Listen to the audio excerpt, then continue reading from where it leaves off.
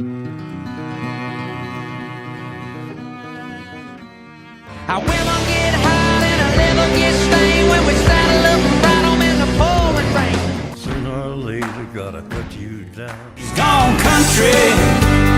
Look at them. All right, welcome back to the Outlaw Country Podcast. As always, I'm Cole, and I have Ben with me again. Yep, guys, we're kind of back to normal. No guests this week, but it's going to be a fun one. Yeah, so kind of what we're going to talk about on this podcast, big thing we want to do is we're going to go into detail and review the new Colter Wall album, Western Swings and Waltzes, and other punchy songs. So we're really excited about that. And then this was a really busy week as far as like new music coming out and artists kind of like releasing what they will be doing in the coming weeks. So it's going to be a fun podcast, and I say, Ben, let's just get right into it. Yeah, we could start off with the first song from Colter Wall, Western Swing and Waltzes. That's a lot of. I think it's great that he started the album off with this song, and it kind of gives him a more upbeat, fun song to play in concert. That was the first song he released as a single for this album, and it hit right with me, and it's really fun. Kind of gives a little look at what life is like kind of up in Saskatchewan and what they do. They go to the rodeos, they go to the dance halls after, and they do Western Swings and Waltzes, as he says. So I was excited that one. He released that. Was that back in June when that came out? June or July, something like that. So yeah, that first song he released off the for the album, and it's the title track for it. I love it. Like you said, it's kind of a little bit more upbeat for him.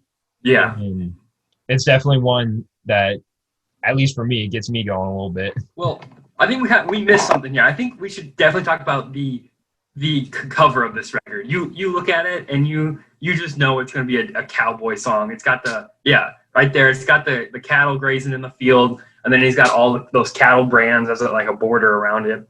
And if you get the vinyl, if you open it up, there's all these really old school looking cowboy pictures. Yeah, Cole's opening it right now. But that's just you just knew you were going to get old cowboy songs from Colter Wall. I said the thing I love about the record like sleeve and everything for it, it's got that like older feel to it. It's like very hard, very sturdy, and like there's just so much detail in it. Like the texture of it and everything about it. It's like the time and effort that went into it. Like you can tell they spent their time on it, and they wanted this to be something that they were proud of and that their fans could be proud of.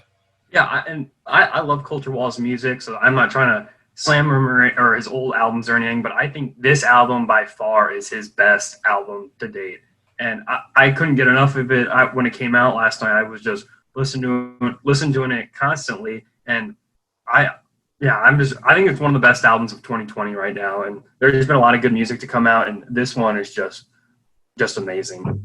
Yeah, and I guess kind of before we go into any more of the other songs, one thing I saw when I was kind of like reading up and learning more about it, they recorded it in Yellow Dog Studios in I can't think of where it was called. Is it Wimberley, Texas? I think is where it was. One of the big people that use this studio is Adam Somberly, Texas. Somberly, Texas. Okay, wow, I totally wrote that down wrong. One of the main people that uses this studio that they recorded at is Adam Oder for the Mike and the Moon Pies. So I say that like he put so much time and effort into this one, and I think the results of it is incredible. Yeah, shout out to Mike and the Moon Pies. Those yes, guys are awesome. Absolutely. Adam Oder. I think we got the name of that town right. They'll look it up. You'll know it. But yeah, and then to hop into the next song on the album, we got Riding Old Paint, Leaving Cheyenne. That's an old cowboy song that Colter Wall decided to cover. I looked up a lot about this song. It was kind of hard for me to interpret at times, but the beginning he's riding a horse and he's leading another horse, and I believe he's heading to Cheyenne, or he's heading to Montana or Cheyenne, Wyoming. I can't remember. And at the end of the song, it says when he dies, just put his bones on his horse and face him west and let him ride. So it's a very unique song. I wasn't able to interpret it 100%, but I like the sound of it. I'd have to do a little bit more research on that song. It's very different, but I was a big fan of it. There aren't really any songs on this album I wasn't a fan of. Yeah. So I mean, wasn't it a combination of two different songs? Because wasn't it like the way the title kind of has it written is "I Ride an Old Paint" and then "Leaving Cheyenne." I think that's the name of the song. Because what I was looking up about it is it's a famous cowboy song, especially at like dances and stuff. Saying "Leaving Cheyenne" was like a way of saying like goodbye for a while or something like that. Was what I looked up. So I mean, I'm definitely no cowboy or anything like that. So I'm not 100% sure. There's a lot of cowboy like lingo and stuff on this album. So I kind of learned a few words listening to this album. Definitely.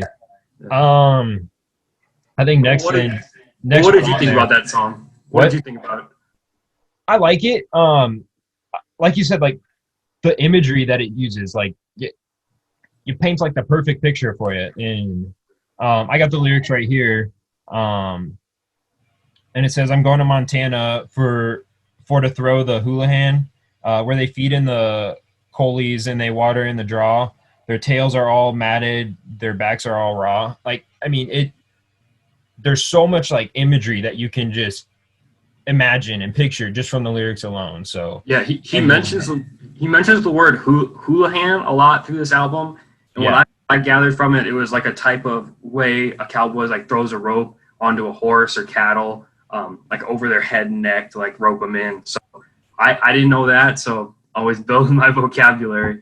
But yeah, let's hop into one of my favorites, "Big Iron," his cover of the Marty Robbins song. absolutely. Famous song.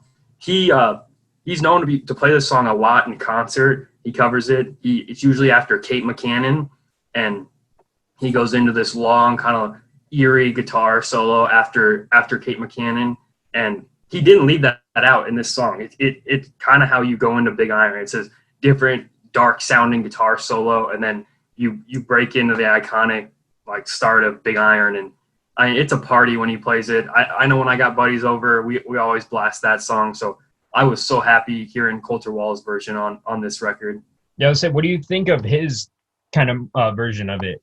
I mean, it's got a little bit of a different sound than Marty Robbins' original version, but I mean, I love it. I like what he did with it, and like you said, like how it kind of goes from the Kate McCannon into this one, and like you can still kind of hear that. Yeah, I don't think Marty Robbins would be mad at all with this song. I think he did justice. I don't think it's too different. And if anyone doesn't know the song of Big Iron, very, very cool story. Look that up. It's about a ranger who's riding into town. He wants to take out this outlaw called Texas Red. And everyone that's tried to do it has been killed and stuff. And Texas Red catches wind that this ranger's here to get him. And the ranger's got a big iron on his hip. And they meet in like the middle of the town. You can only imagine there's probably tumbleweeds going and stuff. And they draw their guns, and it says like everyone's like watching from the windows and everything like that. Like you can just picture it's like straight up like the old westerns. Like everyone's like slamming like the windows and doors shut, but like still like peeking out through the blinds and stuff like that. So it's definitely another cowboy song. I like these old western songs that these old cowboy songs Colter Wall covers. See, there's a lot of covers on this album, but Big Iron is probably my favorite song he covered off this album. But yeah, to end the song, Texas Red gets shot by the ranger, and it's like, don't mess with the ranger with the big iron on his hip. So yeah, they're talking about like how like swift like the ranger was to get his gun. That Texas Red didn't even have a chance. Like they said, he was like still like trying to like unholster his, and it's amazing. So it's a very famous song. Colter Walls' version is great. Marty Robbins is amazing, so check that out. Both Colter Wall and Marty Robbins are great artists, and you can tell Colter Wall has gotten a lot of influence from Marty Robbins. Yeah. And shout out to Marty Robbins. He wrote a song, Prairie Fire, about the home state of Nebraska. So thank you, Marty. So just going on the line, next one we got is Henry and Sam. So I love this song. yeah, I say I haven't listened to this one nearly as much as I have listened to the others, but it's all like all the other songs. Like it's just a fantastic story. Yeah, it's about his Henry rifle and his Sam Colt, just his guns, and he's talking about them and how they're his friends. He doesn't really straight up say it's his guns, but you can kind of get the picture. And they say like they've saved his life, but then he's also said by the end of the song that he's starting to hate them because he's just kind of dealing with his problems just by shooting everyone. It's a pretty short song, but very, very cool and descriptive of these guns and the way he uses them and talks about them as like his friends. Very different. Yeah, I say you mentioned kind of like it doesn't specifically say that they are like rifles, guns, but like you can hear the one's long and mean, one's short and one's long and lean, one's short and mean, and then later on it says one's low and barks and one's quick and sharp. It's like you can kind of hear like little references to it, but he never, like you said, like blatantly says it. Yeah, I mean the stuff Colter has on this album just makes me want to play some Red Dead Redemption, dude. It's great cowboy music. I love it. I mean, I can't say enough good things about this album. I've listened to it probably 5 or 6 times all the way through since it came out, and it came out last night. So very, very pleased with what he's been doing. Yeah, so I was lucky enough to get it on vinyl last week. I got it last Friday, so I've had it for a week, and I'll sit down at least like every single night and probably listen to it once or twice all the way through, and it gets better, but with age it just gets better. I feel like there are slower songs, and then there's more. Colter Wall does a good job of putting some upbeat songs in on this record, and I mean I like a lot of his music, but you could maybe say that some of his albums were a little slow at times, where I feel like it has the right amount of like songs that get you going, and just enough songs where there's good storytelling. And one thing I like about it is the title. I like how he added "and other punchy songs." I think that's a very, very cool touch. The title, very Western-y, very cowboy. So, yeah, I'm obsessed with this album right now. Yeah. Taking to the next one, I think you were telling me about this earlier. Diamond Joe. I think it's both of our favorites. Yeah. Main reason, backup vocals. We got Vincent Neil Emerson, and he's one of our shout out to our boy. Yeah. I think throwing his voice into the mix for this song just adds so much detail and like depth to it. It makes it a much richer song. Yeah, I think their voices complement each other very well. And about the same time, Colter dropped Western Swing and Waltzes as a single. About the same time, Vincent Neil Emerson dropped Roadrunner with Colter Wall. Yeah, so Colter Wall was in that one with him. Yeah, and in that song, again, I think their voices complement each other very well. Vincent Neil Emerson's kind of got a higher voice, and God knows Colter Wall has got one of the deepest voices in country music, and they play off each other very well. And the song Diamond Joe is just that song is eerie but very, very cool. I don't know how closely you were listening to it, but from what I got from it was this guy kind of needed help from Diamond Joe, who was this big rich guy in Texas, and he reached out to Diamond Joe's boys, and to pay him back, he offered his hand, so like to work on the ranch and stuff. And Diamond Joe's just not a good guy, a liar, and all this stuff. And the main character wants to get out. He's tried to quit 3 times, but Diamond Joe's convinced him to stay, and he's still working the cattle and all this stuff. And I love the ending when they say, "When I die, give my blankets to my buddies and give the Diamond Joe. Fleas to Diamond Joe." Yep. That's what I was gonna hit on right there. Like you can kind of tell like the relationship between the two of them. Like there's no love between them. Like he really doesn't want anything to do with him, but he's kind of stuck there. And so in the end, he's like, give my blankets to my buddies. Like give those to the ones that were actually there for me, but give the fleas to Diamond Joe. I think it hits on like the relationship and kind of like the feeling of the story. Like there's no love lost between the two of them. Well, I know when I was listening to it, it almost made me think of Brian Bingham on Yellowstone. Okay, yeah, I can see that. I can definitely see that. Like, And hey, don't. I have not seen the season finale, so do not say anything on this podcast. I have not. we're ending this right now because I can't go any further than this. Something's gonna slip. But that is exactly what I thought of when I heard it. I just kept thinking of how Ryan Bingham just wanted out of there on Yellowstone and just did not want to be around those guys because, John Dutton isn't the nicest dude, and he plays by his own rules, and so that's exactly what I thought of. Well, I guess kind of what I can see here is more of from Ryan Bingham, his character Walker, his standpoint. Diamond Joe would be Rip, is the way I kind of see it. Yeah. I feel like it's more Rip is the one that is doing all this stuff to Walker, and then you just kind of got John Dutton. He's like, whatever. Like he's not really there influencing it. He's letting Rip do his own thing. Like Rip's in charge of them, and Rip's the one that's riding Walker's ass the whole time. Yeah, well, that's instantly what I thought of, and that ending line, "Give the fleas to Diamond Joe." I think that was. I mean, it's not even that big of a slam, but it's just really cool songwriting and something I would have never thought of to put in there.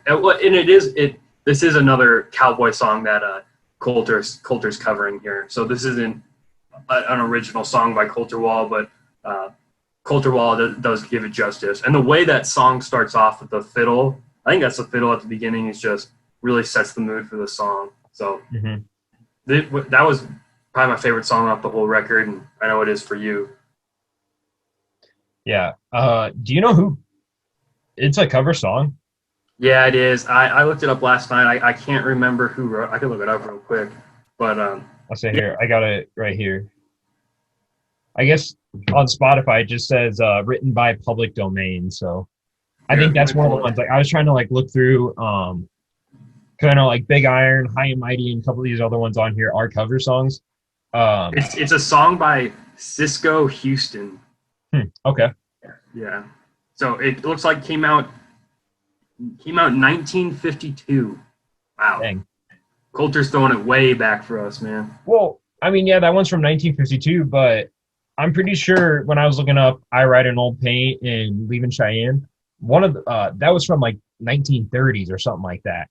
So he's digging deep with some of these, going way back. And I just think I know Colter has been around.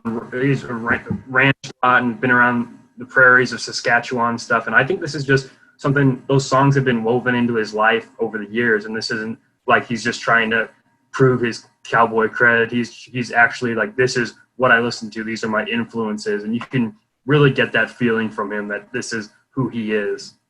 Right. Okay, Diamond Joe. Next one is High and Mighty. This one came out last week. We called it Friday, right? Yeah, we called it on Twitter. We said one more single, and we're just predicting the future over here. Yeah, the first thing was Mike and the Moonpies and Midland's lead singer, and now Colter Wall releasing one more song before the album. Hell yeah! But this is another cover song too, right? And this is I think it's a really cool song about rodeos, and I know Colter Wall is really big into. He likes to sing about bronco riding. He doesn't really say much about bull riding. I don't know what his opinion is on that, but it says the horse that he's riding bucks high and is mighty hard to ride. So it's about this horse or this bronco in the rodeo that's just a pain in the ass to ride, and no one can ride it. And they nicknamed him High and Mighty because he bucks so high and is mighty hard to ride.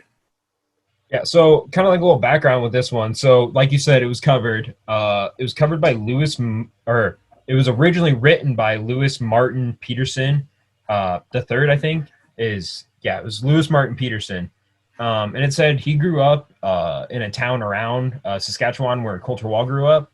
Mm-hmm. I believe, I don't know if this is exactly right, but Lewis Martin, he grew up in I think it was Abbey. He grew up around Abbey, which is close to Saskatchewan. Okay. And so it was said he was known for rodeos, and He also was like a poet, and then he released, I believe it was 3 records in the 1970s. And he's someone that Colter Wall like kind of like really connected with. And so, like you said earlier, like his favorite rodeo event is like the what was it again? Bronco riding. Yeah, bronco riding. There we go. Yeah. And you can definitely hear it in this song. Yeah, he's always talking about, especially his past albums, like the Calgary Roundup, which is a big rodeo up in Canada, I believe. And so I don't know if Colter grew up going to that or what, but you can tell he's got a lot of roots in rodeo. So he even mentions a little bit of rodeo in Western Swing and Waltzes, which is pretty cool. Just another way to show his cowboy credit. Yeah, I would say I don't know if you've listened to it, but he's got a bunkhouse version of this song. Oh, he's got a bunch of bunkhouse. Right. Yeah, if you haven't checked that out, guys, look that up on YouTube. He's on a ranch in Texas. It's one of his buddies' ranches, and he's in the bunkhouse there, and he's just acoustically playing all these songs that are on his record, and kind of gives a little background of these songs of maybe who wrote them, what they're about, or maybe how they found their way into his life. So check those out. It's very cool. Yeah, I would say one thing about that is, so he does a cover of this on his bunkhouse sessions, and it's totally different because obviously that one is just him and it's all acoustic. But this one, they brought like the band in for it and kind of add a little more depth to it. So yeah, it's very upbeat compared to all the other songs on there. So High and Mighty and Western Swing and Waltzes are probably the most like upbeat. If you were to play those in concerts, it would definitely get the cowboys in there rocking. mm-hmm. But I'd say you've been to his concert before in the past. Yes. That was probably January, wasn't it? Yeah, it was my last concert before the pandemic hit. Right. I guess kind of what's his show like? We never really talked about that. Oh, when he went up to the mic and started singing, just hearing his voice in person is very, very cool. No one else out there has a voice like that. So hearing him sing, I think he opened with Happy Reunion, which was off that he released that EP with Bob Fudge and Happy Reunion. That little 45 one, right? Yeah, it's Colter Wall and the Scary Prairie Boys. And that, just hearing that was like one of my favorite songs by him at the time. So that was very cool to see him open with that. And I mean, the coolest part of the night, like I said, is when he plays Kate McCannon and he says, "I put 3 rounds into Kate McCannon." It's intense, that song. And then I wasn't even expecting it, and he starts going in. He goes right into Big Iron, and I mean, everyone was just rocking. It reminded me when Chris Colston played that White House Road. Oh, he's like, I sat down, like, talked with Whiskey Myers in the bar one night, telling them, like, I want to do, like, get into the music scene and everything. He's like, the advice they gave me was, sometimes you got to play a little rock in your shows. And he's like, so with that, here's White House Road by Tyler Childers, and everyone just like lost it. Yeah. But I mean, Colter Walls concert, it reminded me, not the sound, but the way he was on the stage reminded me a lot of Chris Stapleton. And he's not Cody Johnson where he's going to be running around, jumping the elevated drums or anything like that. Like, hey, Ben, you kind of cut out there for a second. Oh, okay. Well, I was just saying, Colter Walls shows remind me a lot of Chris Stapleton's. Not like the sound, but he's just the way he's on the stage. He's not like Cody Johnson, who's going to be running around, jumping up and down, stuff like that. He just is up there on the mic, just strumming the guitar and letting the music speak for itself. Which it kind of puts more of an emphasis on the music than entertainment part of it. Which, I mean, that's nothing bad about Cody. Right. Cody Johnson puts on a hell of a show, but I mean, just Colter Wall, you're really just locked in, and it's a very cool show. I can't say enough good things about his concert. I mean, I was a pretty big fan when we went, but after that, I just couldn't get enough of his music. I'd say, Kate McCannon is probably the coolest song in concert, but he didn't play "The Devil Wears a Suit and Tie." Really? Yeah. Did he play "Sleeping on the Blacktop"? Yeah, I think he ended with that. But let me tell you this. He 100% can hit cowpoke. He can hit that yodel in concert. Really? It's freaking cool, dude. It's very. I guess I didn't realize you had covered that one when you were there. Yeah, I had known about Cowpoke because it's there's a YouTube channel called like Western AF, and it's got him covering Cowpoke on there and Okay. acoustically. That's how I originally found Cowpoke, and when I saw that it was on this record, I was pretty excited. But yeah, if you have the chance to see Colter Wall, I mean, it's so fun. That was the first time I ever walked into a concert and looked around and was like, there are some damn cowboys here. Like everyone there you knew was a freaking cowboy. So that was pretty cool. I say, was it like a more, I don't want to say like laid back, relaxed concert, but Yeah, it definitely was. It wasn't like, I mean, people were still singing along and having a good Right. time. It wasn't like crazy like an Eric Church show. It Okay. wasn't anything like that. It was. I can only compare it to if you go to a Chris Stapleton concert. It's just like everyone's really relaxed and just kind of just moving with the music and having a good time. Yeah. All right. But that's where I first found Vincent Neil Emerson, and that dude put on he was the opener, and I was like, who the hell is this guy? This guy is damn good. And I went home and found all his music, and damn, I ordered his vinyl for my birthday. That dude's, check him out. He's the real deal. All right. Back to the album. I think next one up is Talkin' Prairie Boy. I love this. Actually, yeah, it's different. It's got more. He's not like singing. It's more of him talking through the song. It's more like a storytelling session than anything else.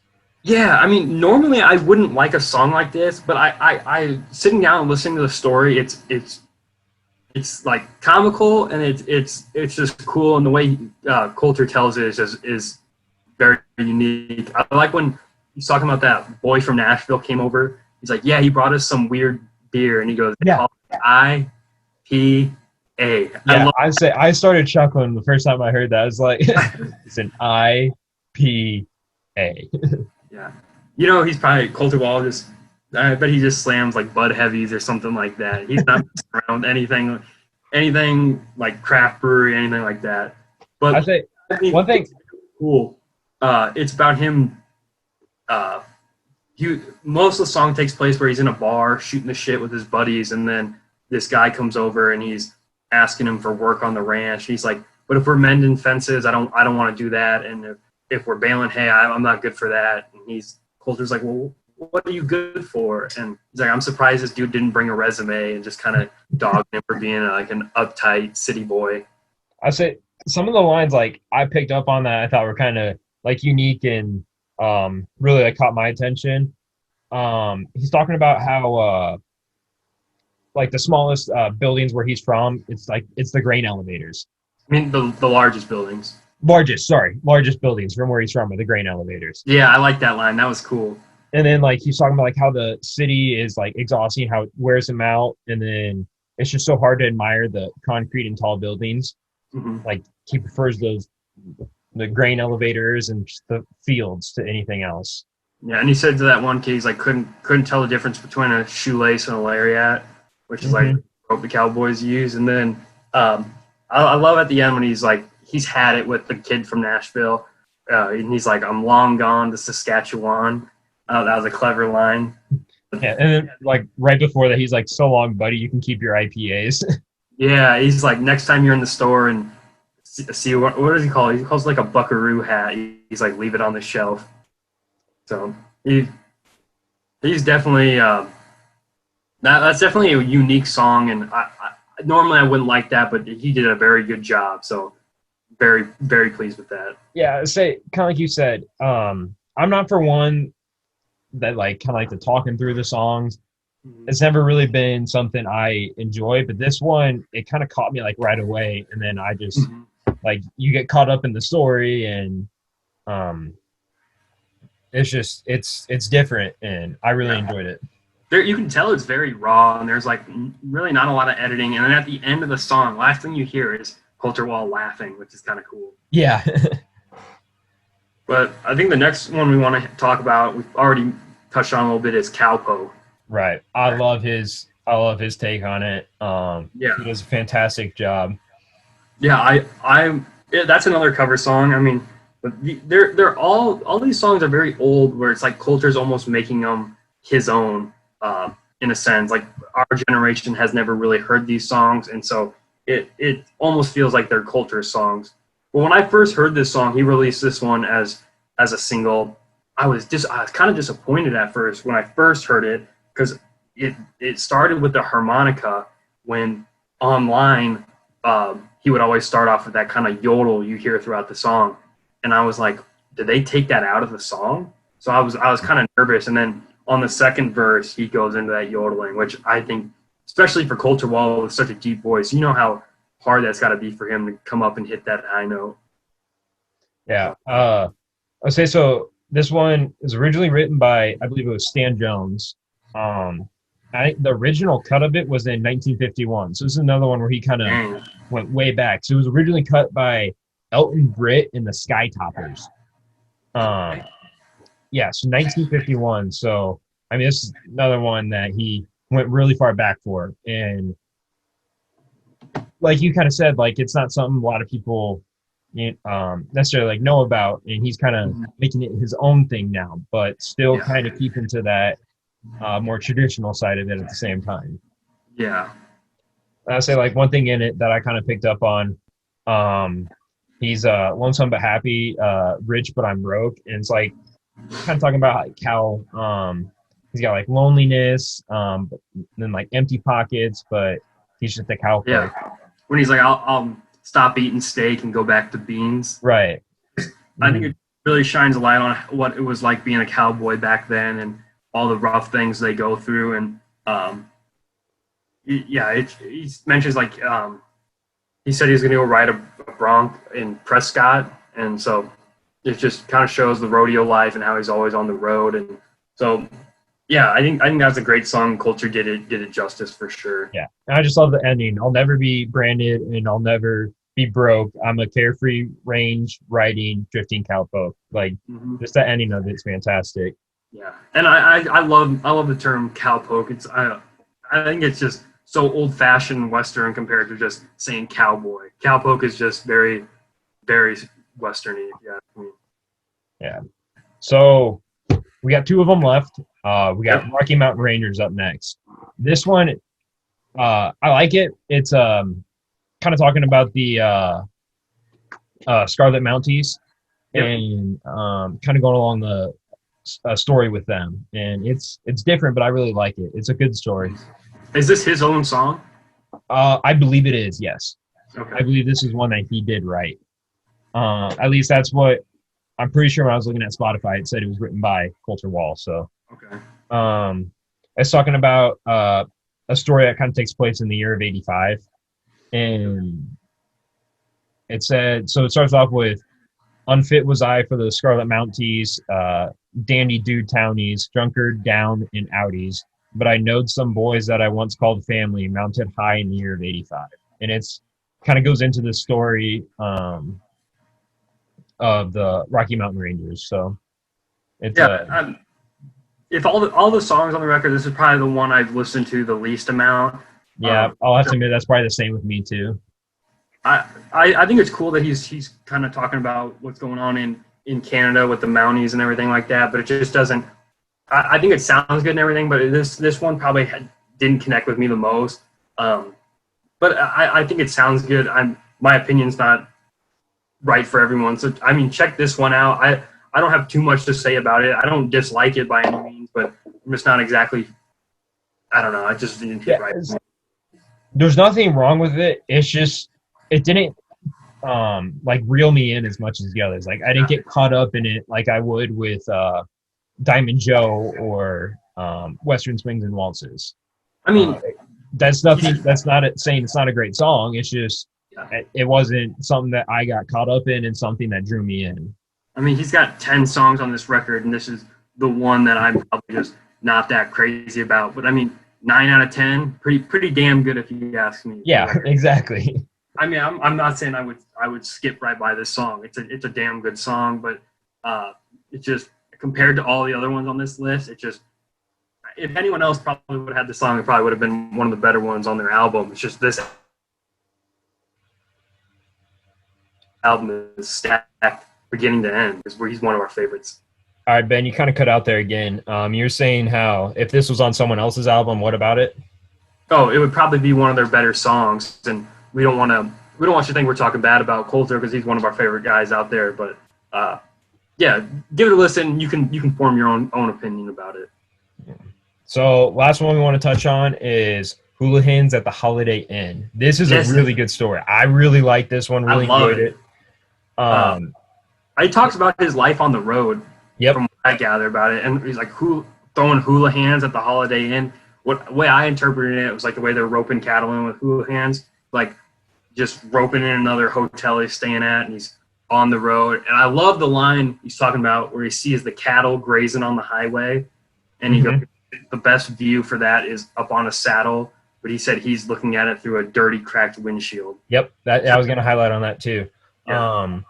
It kind of talks about like how like 1 month on the road, like kind of leaves you just like wandering a little bit, but then like after 3 months, you're kind of just stumbling around. Like it's all a blur. I feel like at that point, that's kind of the way I picked up on it. Like everything's going so fast, and he doesn't get a chance to kind of like slow down and kind of enjoy that view of the cattle like grazing in the field.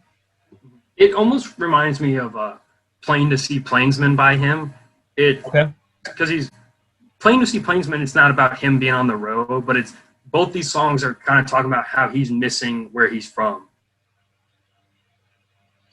He's wanting to go home to Saskatchewan and be on the prairie, and so that's instantly what I kind of thought of. But I think he does a good way of showing what life is like for him on the road, and then, like I said, just pulling to these Holiday Inns night after night and just getting sick of it. And when he's on the road driving, he's seeing all these ranches and these cattle, and these cattle, and he's wanting to work the ranch at home and just do cowboy things that he loves.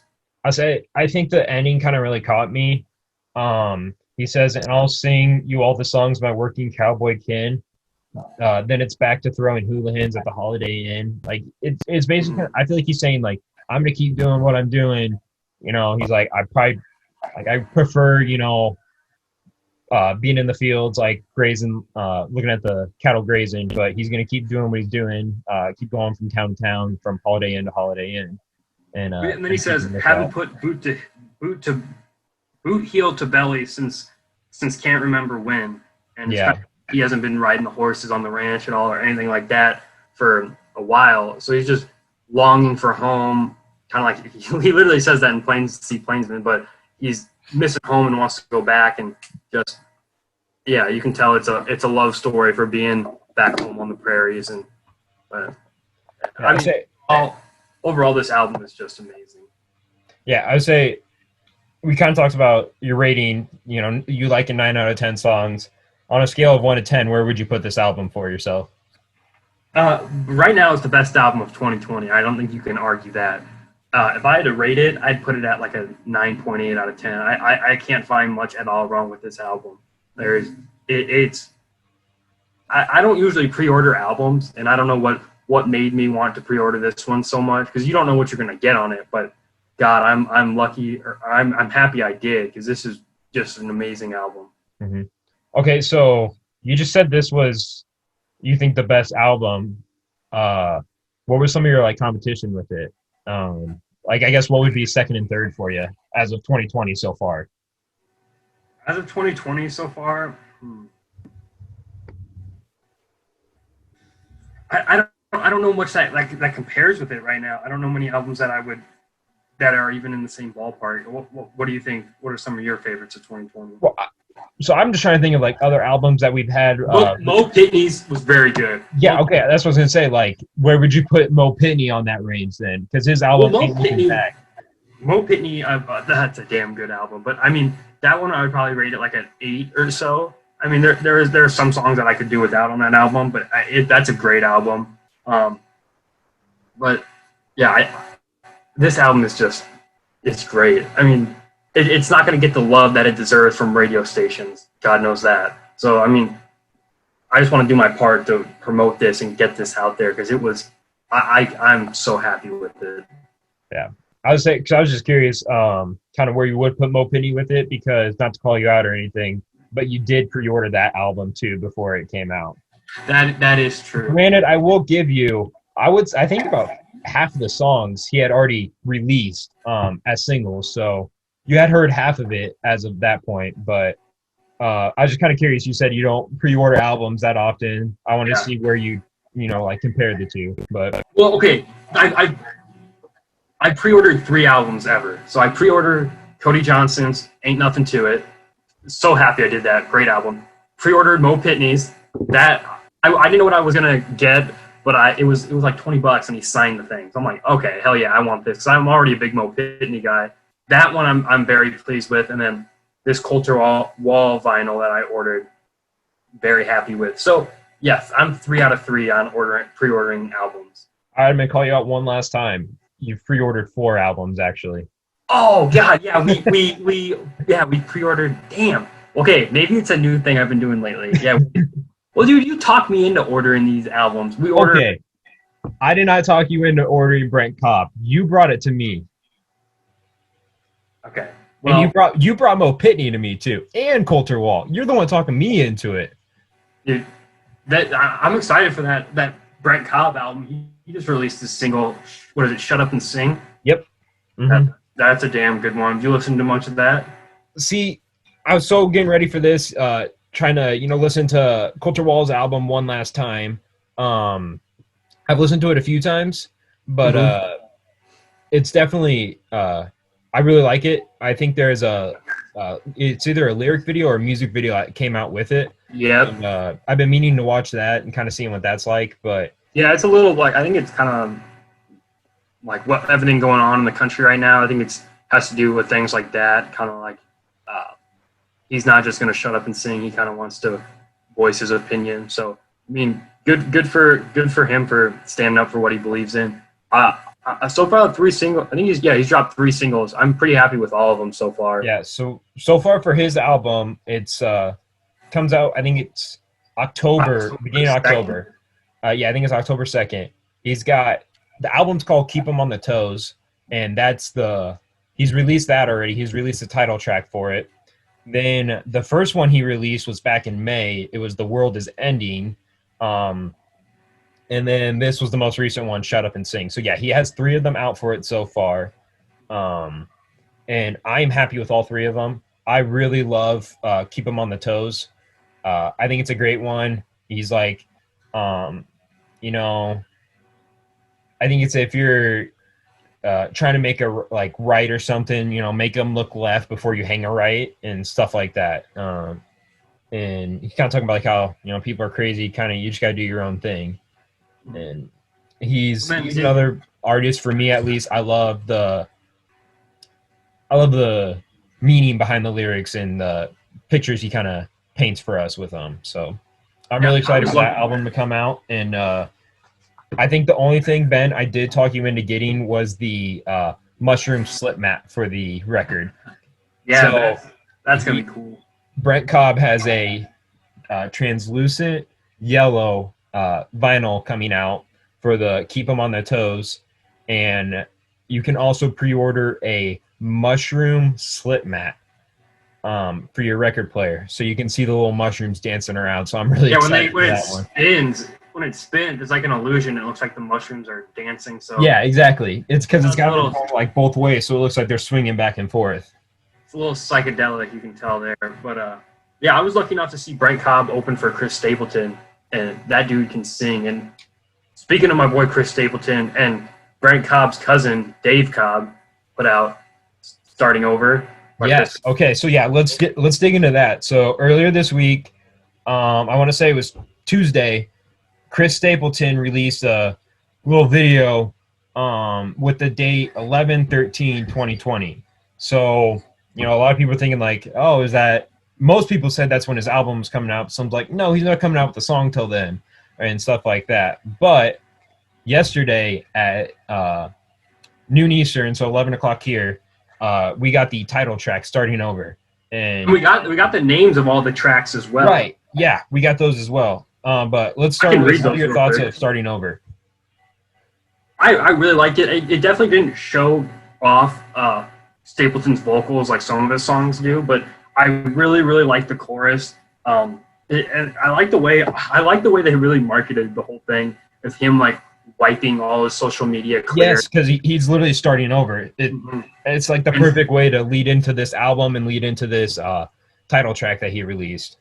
Well, and then it's just like, yeah, and the cover is just very little. It's like, looks like someone wrote it on a paper, like with a typewriter. It says "Starting Over" by Chris Stapleton, like top left corner. The rest is all white. It looks like paper. Yeah, I think that's really cool, and that's like really kind of, digging into the marketing part of it. You got the song "Starting Over." Like, how can we kind of play that into our album art and like the more graphic side of what we're going to be releasing. Mm-hmm. And I think another thing you kind of mentioned, like, it's just plain, and then it kind of looks like someone like wrote it on there. When you're looking at what he came out with that released, like the track list, it's almost like someone had gone through and like erased it with a pencil and like rewrote some of the names. Yeah, like look at Cold. If you look at Cold, we posted this on our Twitter, by the way, if you want to check this out. Yeah, if you're looking at the name Cold, like it looks like the LD at the end of it got erased. Wow. And then I was looking at the 6th song on there, "Joy of My Life." At the beginning of like it, on the beginning of that line, it looks like there was a Z to start it off. I think it's supposed to look like he was a typewriter and they messed up or something like that. Right, and it kind of shows like, starting over, and like it's kind of almost like a in the work type deal. Mm-hmm. Shout out to Robert Henry. I was just thinking that. Like, this literally is kind of like it's in the works. That's Robert Henry's song. Yeah. The tracks go "Starting Over," "Devil's Always Made Me Think Twice," "Cold," "When I'm With You," "Arkansas," "Joy of My Life," "Hillbilly Blood," "Maggie's Song," "Whiskey Sunrise," "Worry Be Gone," "Old Friends," Watch You Burn. My bad. You burn. "You Should Probably Leave," in Nashville, Tennessee. So my brother texted me and said that most of, like, a lot of Tom Petty's bandmates worked on this album, and I know Stapleton. Really? Stapleton was out with Tom Petty before he passed. They were doing shows together. So, and I know Tom Petty was a big country guy. Like, I know some of Tom Petty's band worked on one of Johnny Cash's last albums. So it's very cool to see that they decided to come in and work with another country great like Chris Stapleton. Yeah. So like you kind of said earlier, our transition from Brent Cobb to this album. So it's going to be produced by David Cobb and Chris Stapleton. So yeah, Dave Cobb's his cousin. Yeah. Mm-hmm. Really looking forward to that. I guess, which song are you most looking forward to? Is there? There's a lot of cool names on here. Hillbilly Blood. I don't even know what the hell that's going to be. But Nashville, Tennessee, I'm hoping he slams them. Hoping he slams them. But I say you kind of hit on one that I was kind of looking at. Kind of sounds different. Hillbilly Blood. I'm really curious what that's going to be like. I think that's got potential to be a great song. But the other two that kind of caught my eye were Worry Be Gone and Watch You Burn. I don't know why, but those two names kind of just stuck out to me. I feel like kind of like Worry Be Gone. It's either I feel like it might be either like a really dark song, or it's gonna be kind of like a laid back one, like, just kind of take it easy, like, let the worries be gone, like let them go away type deal. So I think those are three of the ones I'm kind of excited for. Yeah, I would love to see him on this album. He did with oh shoot, what's the name of it? I'm blanking right now on it. What's that music video he's got for Traveler? That album. Let me pull it up real quick. I'm not sure what you're trying to mention there. I can't think of the name of the song right now. I'm blanking. I was listening to Traveler on my record player last night. So I guess while you're looking that up really quickly, so at the bottom of like the little picture that he released, it says it's featuring Benmont Tench, Mike Campbell, Paul Franklin, and then he has an all voices choir. So okay. I think so it's kind of weird, like next to each song that he, like next to the track list, there's a little symbol next to each song, and each symbol stands for like one of those people that I just mentioned, or one of those groups. Oh, that okay. I was wondering what that was. That's cool. Yeah. So like Watch You Burn has the all voices choir featured in it. and then it will also have Benmont Tench and Mike Campbell. So I kind of with the choir, I'm wondering if it's something kind of like a Mistress Named Music with Eric Church. You know how they have that choir? Yeah. That would be cool. I really like that song. But what I was talking about with this album, I don't know if you've seen the music video for Fire Away. I don't know why I couldn't think of the name of that song. Oh. He partnered with like I don't know the name of the director, but it was actually like a kind of a big time director. And if you watch that music video, it's so well shot and everything like that. It's one of his only music videos he has. So I would be really happy to see him do that again. I think it's really cool. And that's just it'll rip your heart out if you watch that music video. Yeah, I think one thing I love is when artists kind of do that, where they, take the time and effort to make this music video that really means and stands for something to go with their songs. And like they bring in a producer or director for them, and it really shows like the effort that they put into it, and really helps kind of like develop a story around the song. Like one thing that kind of came to mind when you mentioned that was Whiskey Myers did a music video for Bury My Bones, and it was about this soldier kind of coming home and burying his brother, like his brother in arms. It's kind of like it shows like flashbacks of them like kind of like growing up together, and then it started showing like scenes of them together as they're older. But then towards the end, these scenes that you're seeing, it was the one that was still alive. Like it was him going through it, but he's just kind of like seeing his brother still there with him, even though he's actually not. And like it kind of shows this whole like PTS like type story, and it really makes you think more about the songs when they do stuff like this. It adds a whole new meaning to it, and kind of gives you, sometimes for some people who can't get that image in their head of what the song's about, it like really drills that home. And it's like, like this is kind of like what we're talking about. This is what we're, like we're trying to talk about like real things here. And I think when they do that, it just adds so much more to their songwriting and the content that they're putting out. Yeah, definitely. So you said he officially announced, right, that the album was going to be out November 13th, right? Yeah. So if you had looked at his Instagram post, the only thing that was on there, it was 11/13 2020. So I mean, I might be wrong, but I'm pretty sure it's coming out this November. So let's see. Okay. Yeah, Well, in his I know bio, you talk about. Go ahead.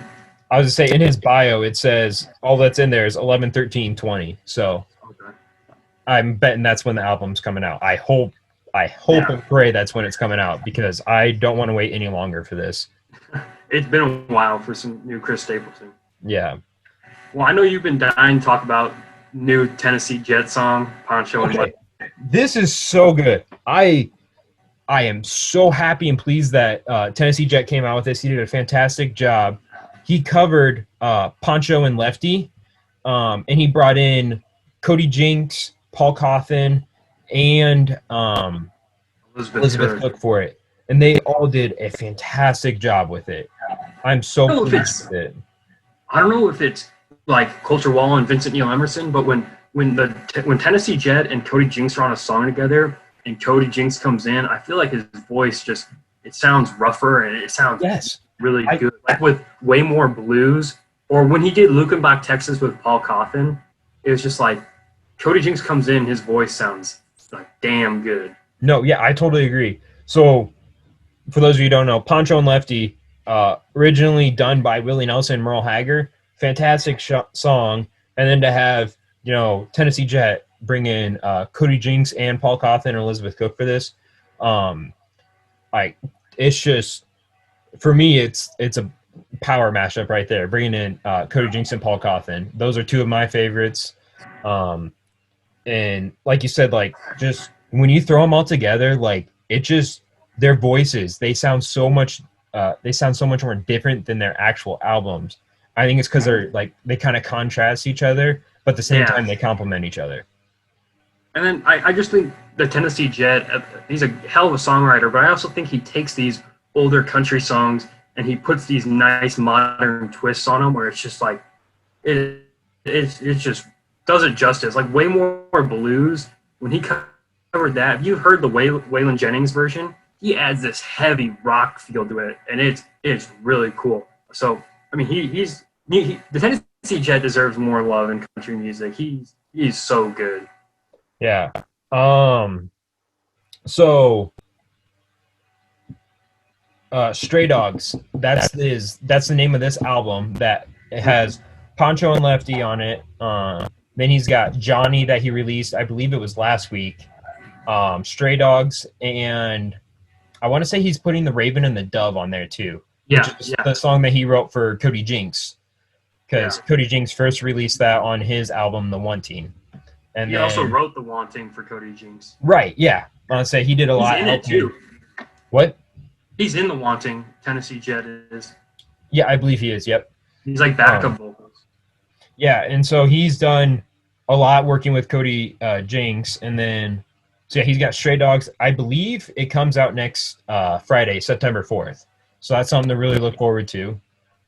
Other than that, it's just something you gotta listen to.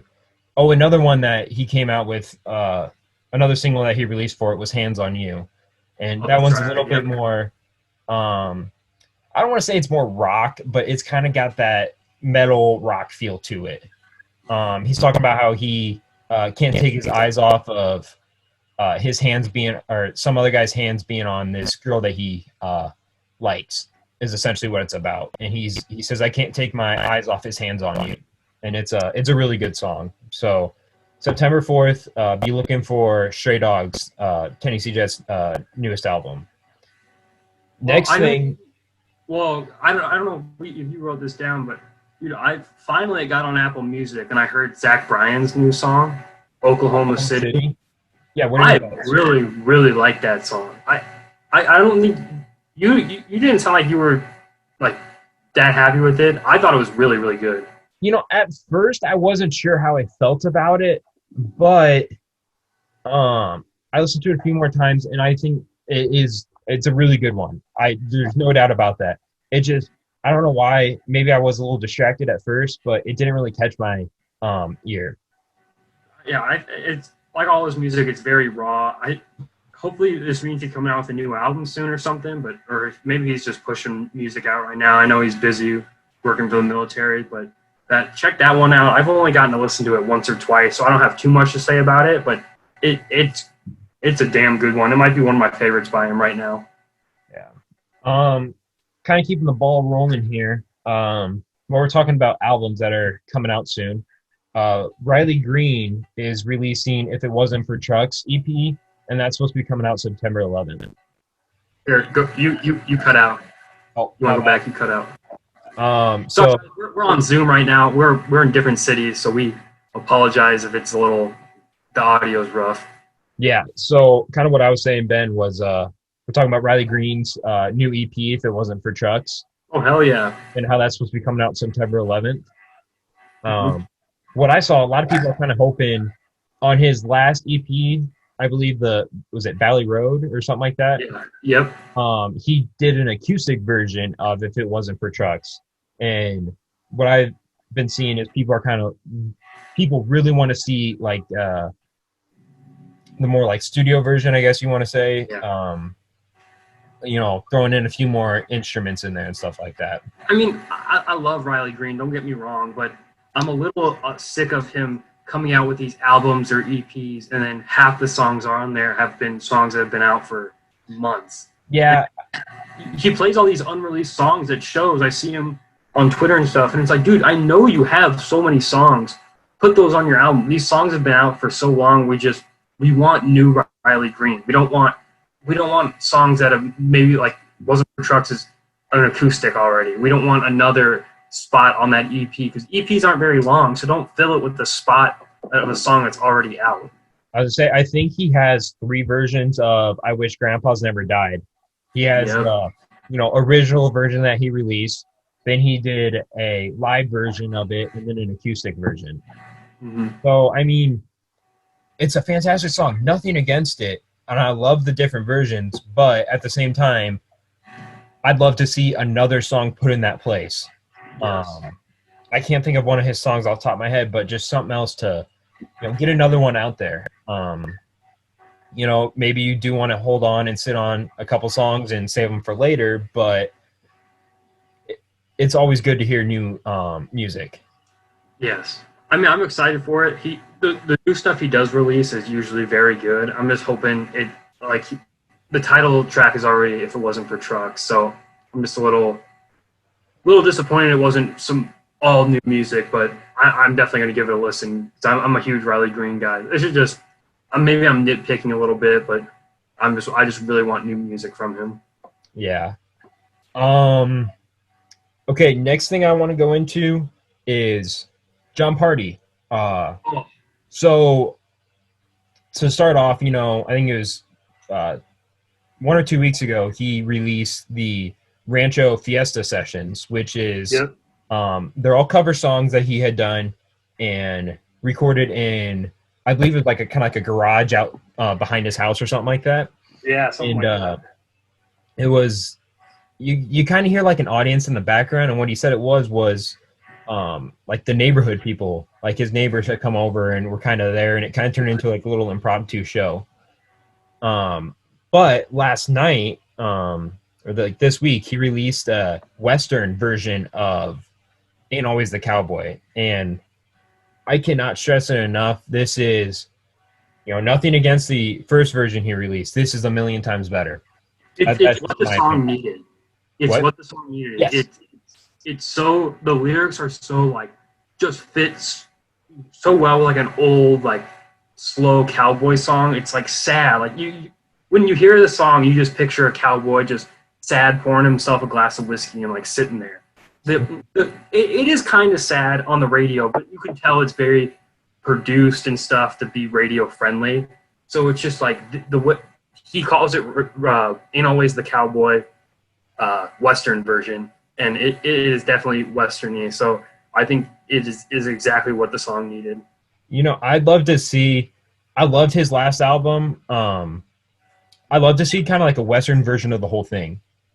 Or if he just went down that road with new music. Right. Yeah, that too. But I love what he has, and it would be kind of cool to see, the different feeling you get if more of these were like a Western version. Because, like you were saying, Ain't Always Cowboy, like the radio version of it, a little bit more upbeat with it. But this one, you're like something you could sit there and it's sadder. It's a lot sadder, is what it is. I just don't know how he could do a Western version of Tequila Little Time. Oh, he could. He's talented enough. He could do it. It would be different, man. That would be weird. You'd have to slow those trumpets way down. Okay. At least the last thing that I have, I guess I might have one more thing after this.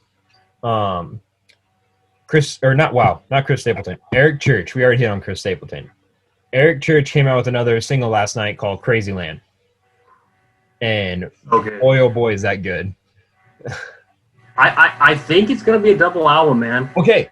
I'm glad you said that, because I was looking at Whiskey Risk page, and they brought up a good point. So he's released 3 singles so far. 2 of them are red, 1 of them are blue. That's what made me think that. Right. So it's kind of giving you, at least, it's giving you that feel of, the red, that's going to be one album, blue's going to be the other. And then the other thing I saw was, if you look at his website, it's split into red and blue halves.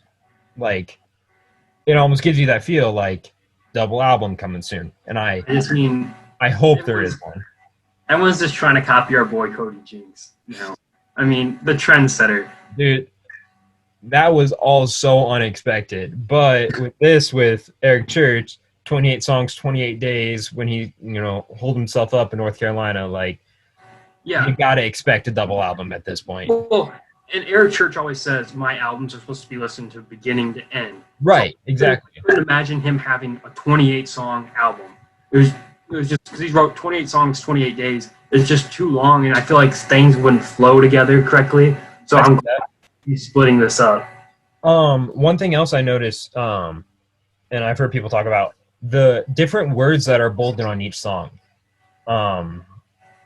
So he's released the 3 singles, and each song has a different word bolded on it. So stick that in your country song. It was the word that was bolded. Bad Mother Trucker, I believe it was bad that was bolded, and then Crazy Land had crazy bolded. And so a lot of people are like, is there, something kind of in that part that's going to tell a story too? And That bad crazy. Unless it's Maybe for each album, so it could be that crazy. And then there's going to be something for the Blue album that starts with bad type deal. So, like you said, like his stories are meant to be, or his albums are meant to be listened to like in a whole and as a story. And I think once you piece those together, it's gonna, highlight like a little saying or something like that that'll connect them all together. I mean, I think it would be fun to do a review of his double album, but I think the only way we could do it is if like we got one of those Jack Daniels bottles sent over to us. Dude, that don't even get me started with that, because that is the most bogus thing I've ever seen. It wasn't even it wasn't Eric Church's fault. No, nothing against him, but here in Omaha, Ben and I have been trying to get our hands on these bottles. Ben's been calling like every local supermarket that has them, and I've been trying to call the liquor stores that have them, and one of them, Hy-Vee, was like, "Oh, we only got 4 bottles, so we're just going to do a raffle." It was like, people want these. No. Let me fight customers for it. I'll do that. How about that? No raffle, fight night for it. Yeah. See, I like my odds in that one. I'm not going to chance it with the raffle. Yeah, and then we tried calling a liquor store here that was supposedly supposed to get them, and they're like, "Oh, next shipment's getting it. Next shipment's getting it. Next shipment's getting it." It's like, how many times are they going to say next shipment? And the next thing you know, we call them, "Oh, we got a shipment in last night, but they're all gone already." And it's just, I want that damn bottle. I want that whiskey. I'm not good with stuff like this. I tried to order those Luke Combs Crocs, couldn't get them. Couldn't get Eric Church's whiskey. It's just like, damn. I mean, let's send these artists our emails and then say, send it this way, and we'll promote it on the podcast. Sponsor us. Let us sponsor you. Just send us your shit. Yes. Jack Daniels, we're open for sponsorship. We can negotiate price. Negotiate. Yes, definitely. You mentioned Luke Combs, and this was the last thing I wanted to hit on. So he is releasing the What You See Ain't Always What You Get deluxe album. I want to say that's coming out in November. Oh, it's What You See Is What You Get. No, it's What You See. Wait, did he change the title? Yeah. Oh, okay. I didn't. Okay, I was like, you don't pay attention to our tweets. No, I did. I just didn't read it that closely. No, it threw me off at first too, because I was looking at it and I was like, that says "ain't" on there, and it's called "What You See Ain't Always What You Get," and that's the deluxe album. So he said there's going to be 5 new songs coming. What do you want to hear? Like, is there some unreleased song? I know which one you're probably going to say. Yeah, Cold As You for sure. That was on my mind too. I'm willing to put money on it that 6 Feet Apart is on the record. I can see that too. So we got 2 of the 5. Is there something else you kind of can see being on there? One thing I saw today was there's talks of him. So he has Beautiful Crazy, then Better Together, and it's kind of been like, about how he was, like Beautiful Crazy. That's like before he really found his wife or whatever you want to say. And yeah. Better Together is like, we're like engaged now. And then there's supposed to be one about like afterwards type deal. Yeah, he just got married. Yeah, he got married like 2 weeks ago. Something like that. Mm-hmm. Well, I have an idea for Luke. How about he throws on Deserve with our good buddy Tom O'Connor? Give him some. I could see that. I'd love that. That would be awesome. I wish he'd do that. I hope he does, but I don't know. That's a kick-ass song, and I don't think a lot of people know about it. So shout out to our boy Tom O'Connor. Dude's awesome. So back to Luke Combs and when this is going to come out. October 23rd is when it's going to come out. So far. What? away. Yeah, so far away. But yeah, what you see ain't always what you get. And that's going to be the deluxe version of this latest album that he came out with. So I'm really excited for that. I'd love to hear Cold as You. He's done a few others on his live sessions. Live streams. Yeah, his live streams. He's done a few other ones. There's one kind of about like going through college and kind of like how he ended up in like music and stuff like that. So he has a ton of stuff he's sitting on, and it's just a matter of, you know, getting it out there to us. Yeah, but make sure you keep your eye out for that, and we'll keep you guys updated. Last thing I kind of want to announce for us, we got some big news coming our way. Yeah, absolutely. Podcast. Our next podcast, we have a special guest coming on. We have the one and only Charlie Crockett joining us. We couldn't be more excited about it. This dude is the real deal. He blends a bunch of different genres of music incredibly. His new album, Welcome to the Hard Times. Oh, that's one that I'd probably rank up there with Colter's new album. I didn't even think of that. Welcome to the Hard Times. Give that a listen. That beginning to end, that's a solid album. So check that out. He's so unique. Tell me what you think, Cole. I say I'm super excited for it. I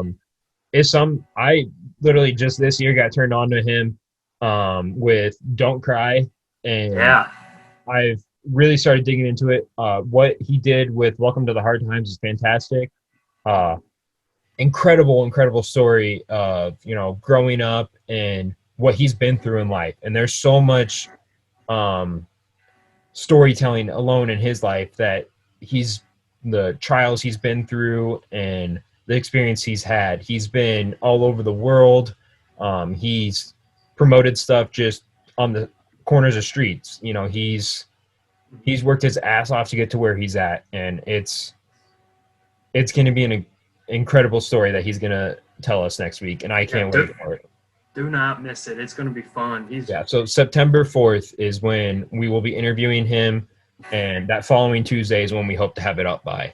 And one other thing, I guess, since you mentioned, you know, big news, we are also going to start trying to create a YouTube page where we will be posting the videos from our podcast as well. So really excited for that. It kind of adds, you know, a little bit more to the talks that we have. Like today I was showing Colter Walls' album and kind of showing the artwork in there, and adds that extra layer to it. You'll be able to, you know, see us, you know, kind of see what we're talking about and things like that. So be looking out for us on YouTube. Just going to be Outlaw Country Podcast again, and we'll be posting videos on there pretty soon. So we will also go back and post videos of previous interviews and podcasts that we've done with other artists. So I think we could end it with song recommendation. We just reviewed Colter's album, so let's do something other than Colter. Okay. For a recommendation. All right. What's your go-to song then? Mine is A Music Man by Mo Pitney featuring Jamie Johnson. That's a great song. Good to see Jamie Johnson back in the world of country music and making some stuff. For me, it's I'm going to be throwing one out to Charlie Crockett. I'm really excited for him. Really been trying to, you know, catch up. I guess not catch up, but dig into his songs a little bit more. Paint It Blue by Charlie Crockett, right off his new album, Welcome to the Hard Times. It's a really good one that I've really enjoyed so far. Yeah, I like Blackjack County Chain. It's towards the end of the album off there. That's a good little prison song he's got on there. So you can't go wrong with anything off that album. Yeah. But I think that's all we got, Ben. I can't think of anything else. Yeah, that was about an hour. Good little podcast we got there, man. It was fun. Well, all right. Thanks for listening, guys. Yeah, hope you enjoyed. Be looking out for our next podcast, and look for us on Apple Music, Spotify, YouTube now, and, you know, check out our Twitter and Instagram. Thanks, guys. Thank you.